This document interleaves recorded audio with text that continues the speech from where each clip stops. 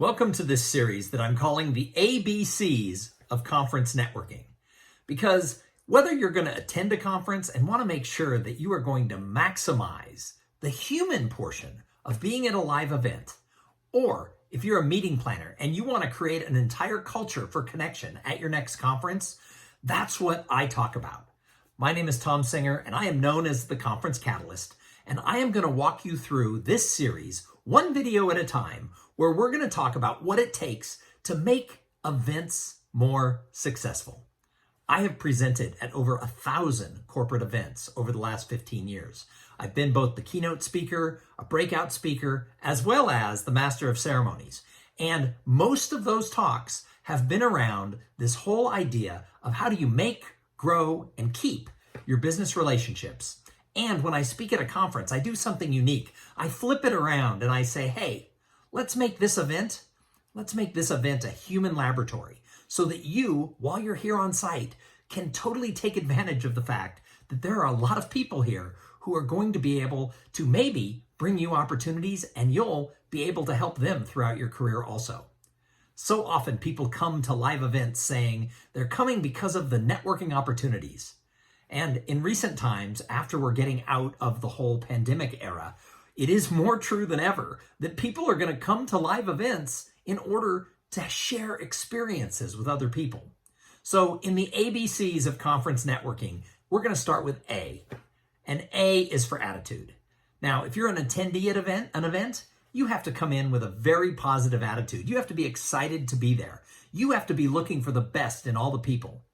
If you come in with a negative attitude, or you think, oh, networking never works at these conferences, or who are these people, or I looked at the list and I didn't see my best possible clients. If you come in with a negative attitude, or you're looking for reasons to think that, this isn't going to work out, then those are the results that you're going to get. However, if you come in with a positive attitude and you're not prejudging people, and you realize that when you're at a conference and you share experiences with people, that is the foundation for how you're going to follow up later. Here's a secret. Networking doesn't happen at the conference. Networking happens in the follow-up. So your attitude for the conference really should just be to meet a bunch of people and see where there's maybe that little serendipitous click. You know what I mean. You've been to conferences before. You meet somebody and you end up talking to them for an hour. You meet somebody else, you talk for 5 minutes, and you go your own ways. But if you have an attitude that every single person that you meet, every person could be bringing something to the table that's going to help you succeed, or maybe you're the person who can help them succeed, then your odds of finding those people go way up. People who are grumpy, standing in the corner, prejudging, etc., always are the ones who go, oh, this networking stuff at conferences doesn't work. So you have to have a great attitude. Now, I want to look at the other side of this too, because if you're planning the event, if you're the meeting planner, where it gets really exciting is in the attitude that you have and in the attitude that you help bring to all the participants. Don't think the networking will happen accidentally or just because you have an open bar for 2 hours. Networking needs to be coaxed a little bit.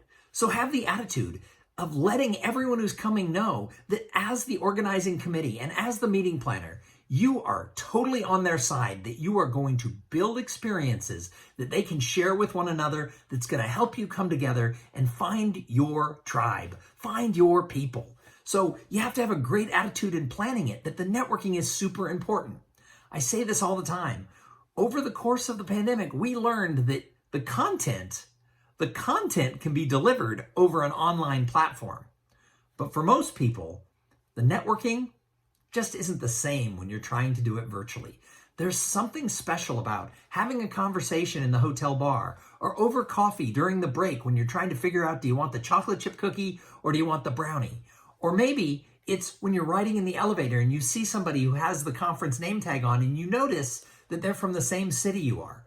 There are so many small world things that happen, and you have to help, as the planner, you have to help people embrace that.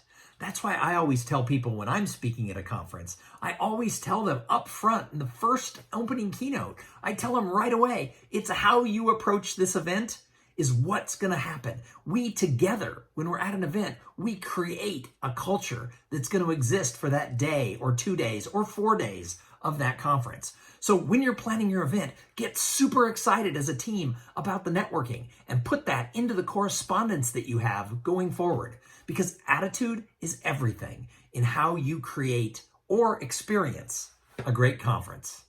My name is Thom Singer, and I'm going to be coming at you with an entire series of the ABCs of conference networking. So if you like this video, look for the next one, because the next letter is going to be B, because it's the alphabet.